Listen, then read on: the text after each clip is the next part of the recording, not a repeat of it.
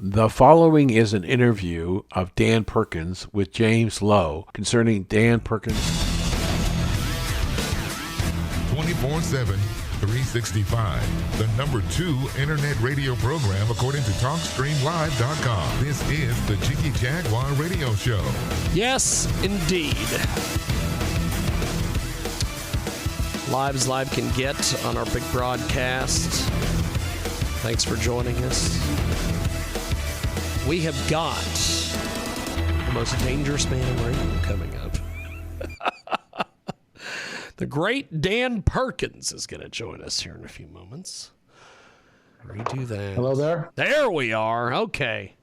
I'm having a little bit of issues with ManyCam, so I'm trying to get things back online here. But we have got Dan Perkins with us today. Of course, he joins us live, and Dan is the man about town, I guess you would say. As Dan always likes to say, he is not leaving a lot of people ink because he is soaking up all the ink in the world, writing all sorts of things. And today we have got Dan with us to talk about one of his books. I wanted to have you on to chat about your books because we don't really ever get a chance to talk about your work whenever we have you on our Tuesday show. Right. So I wanted to have you on today to talk about the books. So you have been putting together a lot of different books, and this latest one, or the one that we're talking about today, Sad Eyes, is a departure from you, Dan. Tell me a little bit about this book. It's my first romance novel. Now, this is a guy who's written 3 children's books, one of them being on dementia. Yeah. 4 books on terrorism.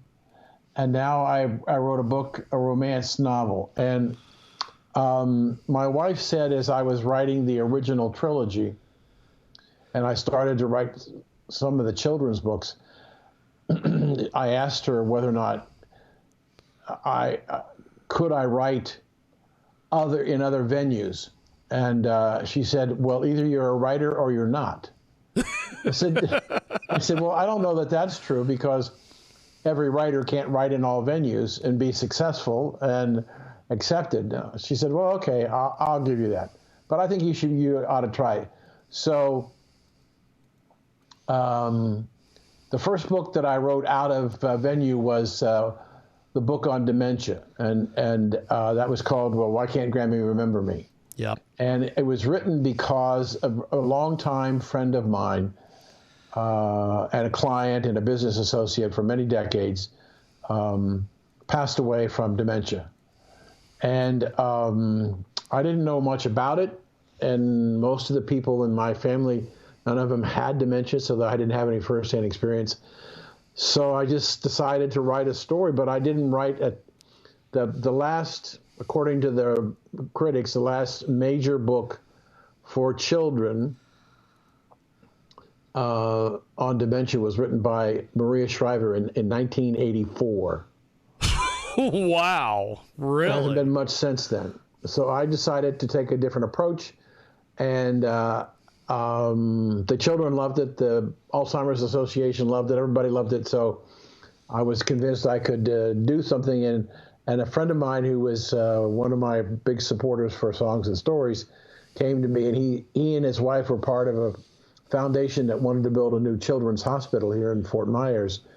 And he said, could you write a book about a red wagon? And I said, I don't know. Why? He said, because we're building this new children's hospital. And it's the Golisano Children's Hospital, and it's a red wagon hospital. I said, and that means wherever possible, the children are transported in the hospital in red wagons instead of gurneys. That's awesome. So I sat down and I wrote a book called Timmy and the Little Red Wagon.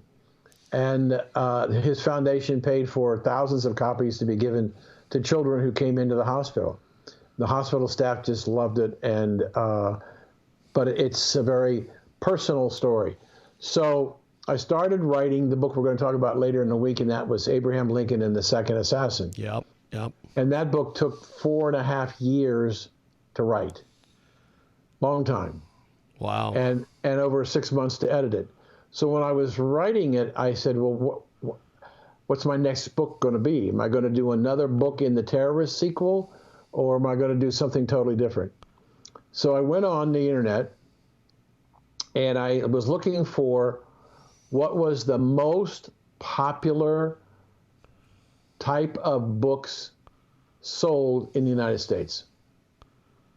And far and away, was romance novels. So then I did further discussion and analysis, and what is the most popular selling theme for the romance novel? And I had no clue. And I looked at it, and I kept trying to convince myself what that was telling me was wrong. But the most popular theme in romance novels, at least today, is stories that take place during and after World War II. Wow. So I knew the era that I was going to write about, what I was going to write about. I just had to figure out who, what, where, when, and why. The small stuff. So I can't speak for all writers. I can only speak for myself. Whether I'm writing commentary or writing novels or children's books, I write them in my brain before I put them down on the computer and type it out. So I decided, since I had read several novels about World War II, that there weren't a lot of books written about women. You know, those things we used to call women were alive in World War II. So I decided, and I said, okay, what's it going to be about? And it's going to be about a second generation Irish lassie, red hair, green eyes, gorgeous, born in Waterloo, Iowa in 1916, around the time of the First World War. Wow. As she grows and matures into an absolutely wonderful, gorgeous, caring person, she is downtown in Waterloo shopping with her mother. And she says to her mother, "What's wrong with that man? Why does he have only one leg?" And her mother says, "Because he lost his leg in the First World War." Mm.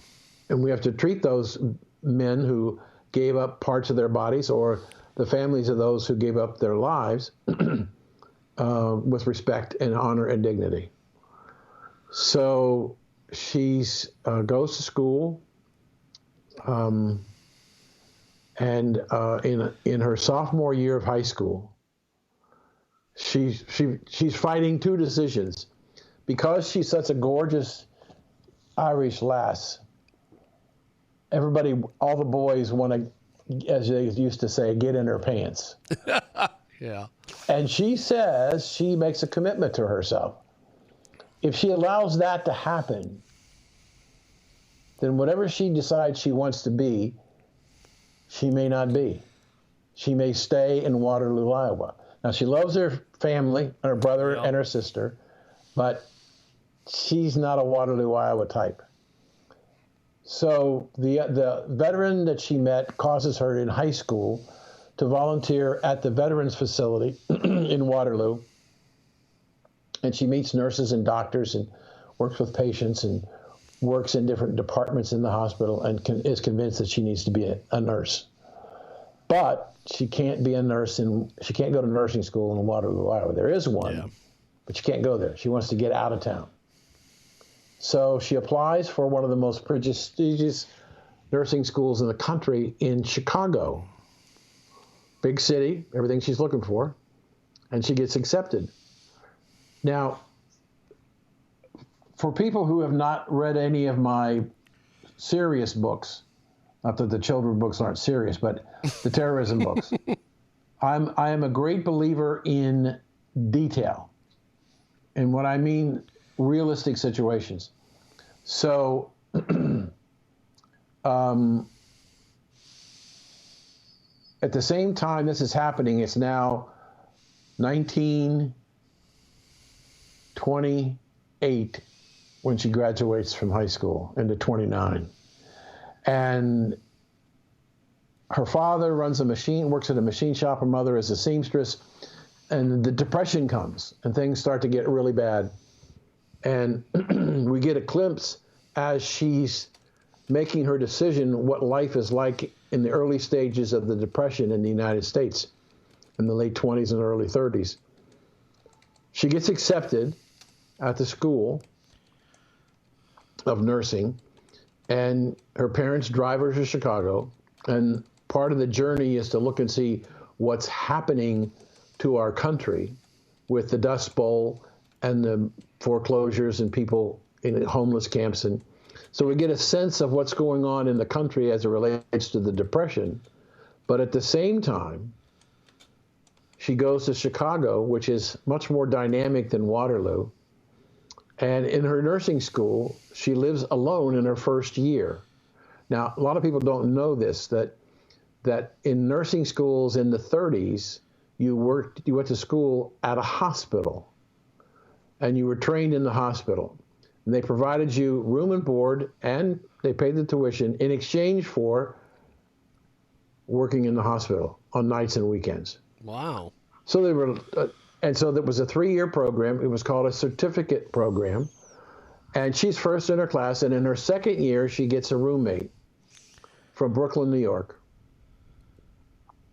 And they decide that to become good friends, and she tells her about her commitment, that she does not want to have sex with anybody, because if she gets pregnant, whether they use condoms or not, if she gets pregnant, her career as a nurse is over. Yep. Well, they meet a couple of guys, and they do the town. They go to baseball games and restaurants, and the job that she has is working in a hospital on the west side of Chicago, where all the gangsters get shot. So she works in the emergency room. She gets a chance to treat all the gangsters, and everybody wants her because she's this gorgeous redhead. And so in her second year, she has a roommate, as I said, from Brooklyn, and she tells her about her commitment to herself. And so they have 2 weeks off in August. That's the whole vacation they get all year is 2 weeks. She goes back to Waterloo, and she goes through the countryside on the train, looking at what's happening, how much it's gotten worse as far as the Depression. And I'm obviously leaving out a lot of detail because there's a lot of detail in this story.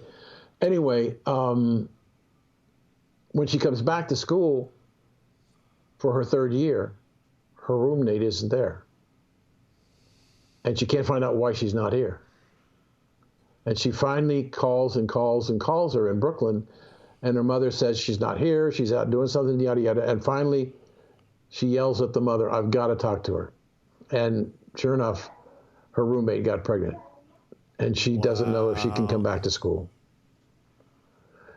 So she's made a promise to herself, and she continues, and she's finished first in her class in school, nursing school, and she has a job working at the hospital in the emergency room. And after about 8 months, they say to her, "You really need to go back to school and get your RN so that you can be a charge nurse." Charge nurses, for those of you who don't know, are the people who are responsible for scheduling and the training of nurses on the floor, wherever department they're in. And she wants to do it in the emergency room. So she goes back to Northwestern University to get her RN.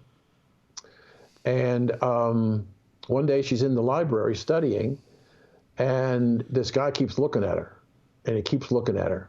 And he finally comes over to her and he says, "Is there a place we can go have some coffee privately?" And she said, well, there's a little coffee shop around the corner.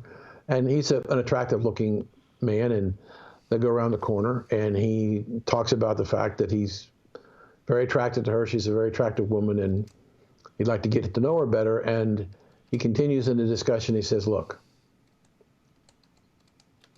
I'm an agent with the FBI operating here in Chicago.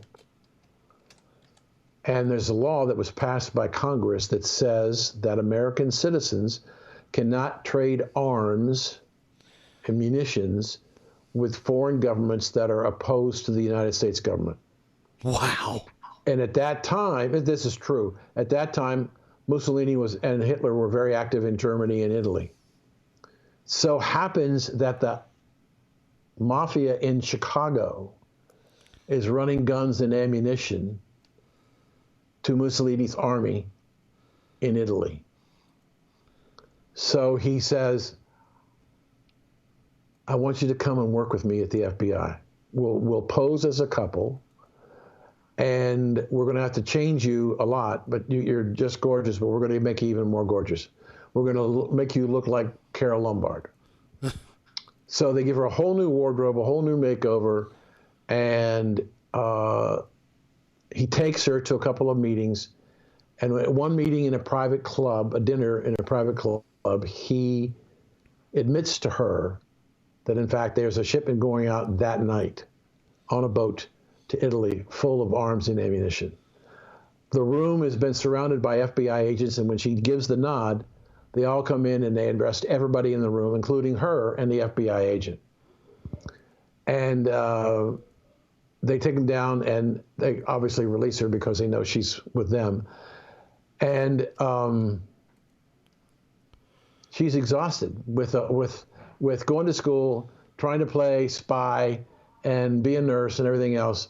And her friend, who was her senior year or third year roommate, has moved to California, San Diego, after she graduates, and has been bugging her to come to San Diego to work and live because the weather is much better.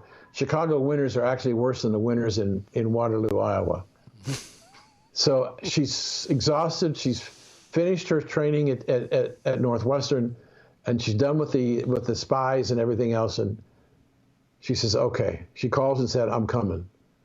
I don't have a job. I'm just coming to get out of Chicago. So she takes the train cross country and gets a chance to continue to see what's happening with the Depression.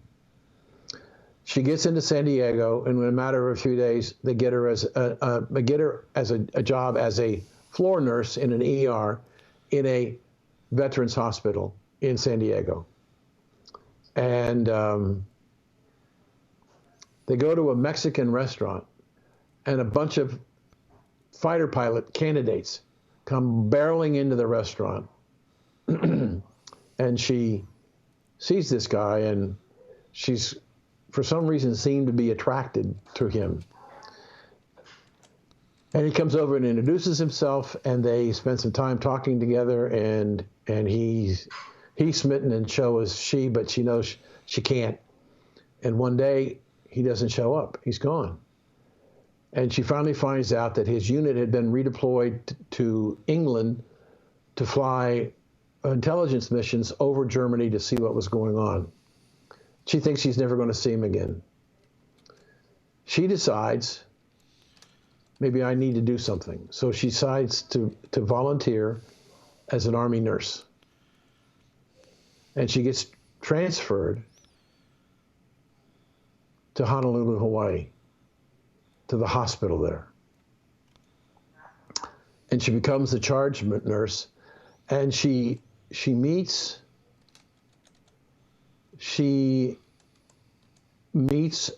a senior officer because she's written a report to the base commander about the deplorable conditions of the medical supplies at the hospital.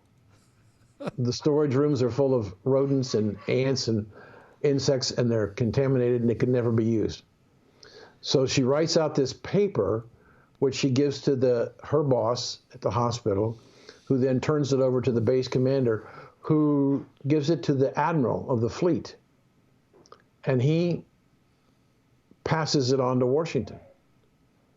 And so the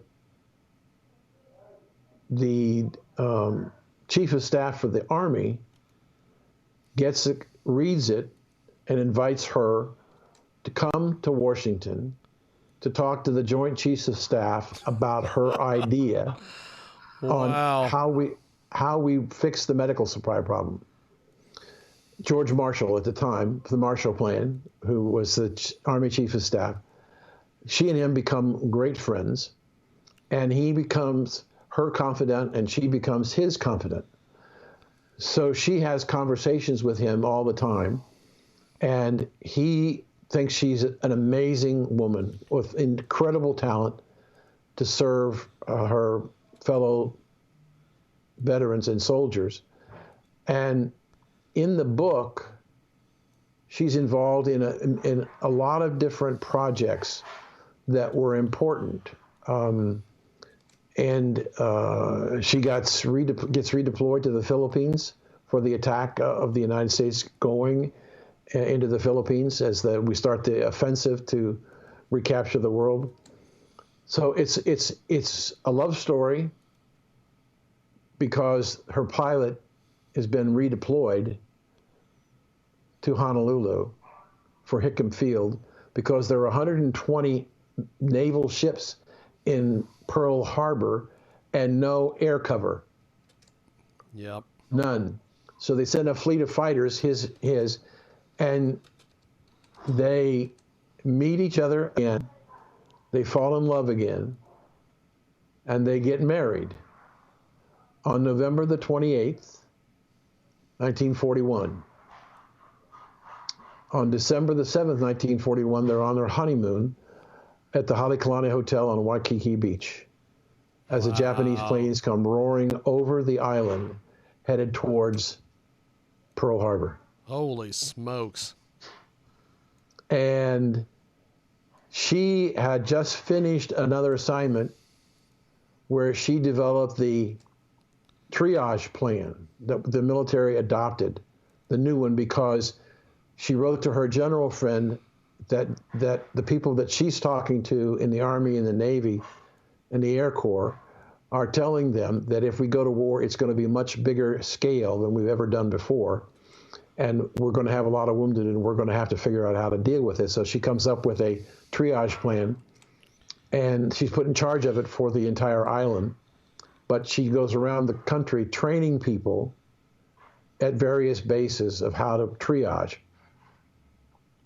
And so when the Japanese aircraft come on December the 7th, they both know that they have to go to their respective job. He has to go to the airport and see what he could do, if anything, to fight off the Japanese planes. And she's know there's going to be a lot of wounded people. She's going to go back and have to set up her triage unit. So they get up and get dressed, and she drives him to the airport, Hickam Field. But before they leave the hotel room, he says to her, "Let's come back in a year and finish the honeymoon." Wow. He drops her. She drops him off at the airport. Wow. She drops him off at the airport, and she goes to the hospital. 3 days later, she gets a notice that her husband has been shot down. Oh, no. And I'm not going to tell you any more of the story. Wow. So this is so detailed. Yes. Tell me a little bit about why this is so freaking detailed, Dan. Why is it? Yes, because this is amazing. All of my books are highly detailed. I believe that as an author, my job is to paint pictures with words. Yes. And if you can successfully develop a style that paints beautiful pictures and realistic pictures, and when you use a lot of events that were real, and you create the events around them and the people around them, and you develop the relationships between the people by talking about what's going on in their lives. Her older sister is going to get married, and she comes back from college to be one of her bridesmaid, and yet at the same time, early on in the book, when Mary Margaret Murphy, by the way, is the name of our Irish lass. One writer told me it has to be 3 M's. I said, I didn't know that at the time when I was writing it, but it happens to work out that Mary Margaret Murphy is 3 M's. So, but in her naivete, in her relationship, her most intimate relationship with her, quote, high school sweetheart, there's a wonderful, wonderful scene where they're out on the porch on the spring during the summertime. And he, for the first time in the relationship, he looks in the window of the house, and there's a swing and a big glass window in the living room. And he's looking through the window, the porch light's on, and he's looking for her mom and dad, because he's decided to get up the courage to take a handful of her on the porch, but he wants to make sure that mom and dad won't around. So he gets a hold of her, and she jerks a little bit the first time, but as they kiss and make out and things get more comfortable, she relaxes. So he kisses her goodbye. She goes upstairs, and her older sister looks at her and says, "So is that your first time?" And she says, "What do you mean was your first time?" Where he felt you up, and she said, "How did you know?" He said, "Well, if you look down, the left side is all wrinkled up, and the right side is perfectly smooth, and everything's there." So that's how she knew. That's a kind of a detailed piece that a lot of people would laugh about and chuckle about, but it's a reality. So I think it's just a matter that my brain really wants to create pictures. Now, I went through an experience, Jim, and not everybody does this. The first 3 books in the trilogy, The Brotherhood of the Red Nile. By the way, I would point out to you that if you haven't read book 1, go get book 1, because 60 Minutes last Sunday did a whole segment of the vulnerability of the electrical grid in the United States and how it could be attacked. And if you read book 1, you'll see in great detail how they would do it, where they would do it, and what would be the ramifications if they attacked the electrical grid. That's just this kind of a side story. So so I was writing the 4th book. I wrote the original 3 was to be a trilogy. And after about 6-7 months of the 3rd book coming out, I started getting emails from people, and they say, "Well, when's the next book coming out?" And I would write them back, and I'd say, "Do you understand a trilogy is three books?" And they write back, "You understand it's 3 books? When's the next book coming out?" And so I actually wrote a 4th, I don't know whether it's a sequel or what it is, but I wrote a 4th book. But something happened in that book. I started to write it the way that most authors write novels, in 3rd person. And for some reason, I can't tell you why it happened, about halfway through the book, my whole brain switched, and I found out I was writing 1st person. Didn't realize that I was writing 1st person. Instead of he said or she said, by writing in 1st person, it puts you in the intimacy of the moment all the way through the book. So my publisher said, "I'm sorry, I love the second half, but I can't have one half of the book in 3rd person and one half in 1st person. You got to go back and rewrite the first half of the book in 1st person." Wow. So I had to rewrite the book. But it's an amazing experience, because if you're a good storyteller, 1st person is to me the constant way to write. So I was writing Sad Eyes in first person, and I was writing Lincoln at the same time in first person. Wow. So two different genres, and Lincoln, which I guess we're going to talk about later in the week. Yes. But well, again, this book, this Sad Eyes book, what's been the reception? What's been some of the feedback you've gotten on the book? People tell me when they read the book that they are amazed at my character development. When I wrote the trilogy, I spent a lot of time developing the picture of who the people were, the bad guys and the good guys. In Sad Eyes, I spent a lot of time talking about Mom and Dad and the brother and the sister and Mary Margaret and her friends and her lovers. It really, people love the story. And my wife, who was my principal editor, she looks at chapters after I finish a chapter, and she would kept saying to me, "So where is this going to go?" She wanted to know what the ending was going to be, and I refused to tell her. And so when she got to the end of the book, she was looking at the last chapter, and she turned the last page. She says, "I got chills. I didn't expect the ending that you gave me in the book, but it fit perfectly with what you were trying to do." So I haven't had anybody tell me it's stupid or crazy. The compliments have been terrific. They love the storyline.